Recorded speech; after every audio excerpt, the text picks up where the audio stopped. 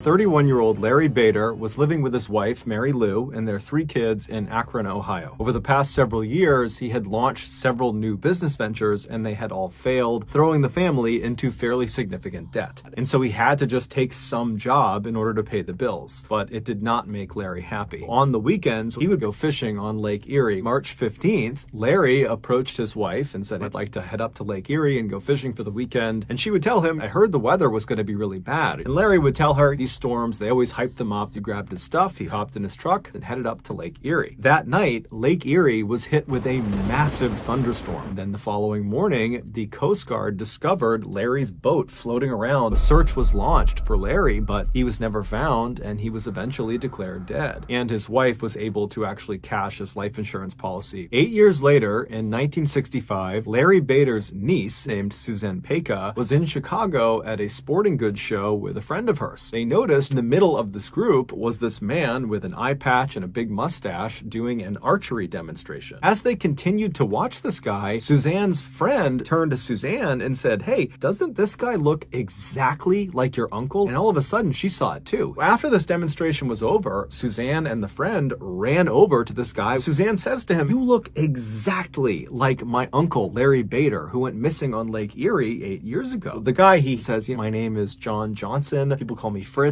I live in Omaha, Nebraska with my wife and my kids. I do sports journalism in Omaha." And Suzanne called her Larry Bader's brothers, and they hopped on a flight that night and flew to Chicago. And the following morning, the 2 uncles, along with Suzanne and her friend, they went back to the sporting goods show. As soon as they see this guy, they too would say, "This is our brother." They approached him and they said, "Look, I know you're saying you are not our brother, but we have his military paperwork right here with fingerprints. Will you humor us and go to the police station with us and get fingerprinted? That way you can prove you really are not our brother." Fritz had his fingerprints taken, and afterwards the police would tell him, "You are Larry Bader." When Fritz heard this, he could not believe it. As far as we understand it, Fritz Johnson showed up in Omaha, Nebraska a couple of days or a couple of months after Larry Bader went missing on Lake Erie. Over time, Fritz just kind of thread himself into the Omaha community. But as soon as the news broke, the TV station he worked for fired him. His second wife left him. Also, the insurance company, they demanded that he repay them. Fritz continued to say he was not Larry Bader. Eventually, a team of experts came out to Omaha, and at the end of all their testing, they concluded he is almost certainly suffering from an extreme case of amnesia. Today, his case is considered to be one of the most believable and baffling cases of amnesia on record.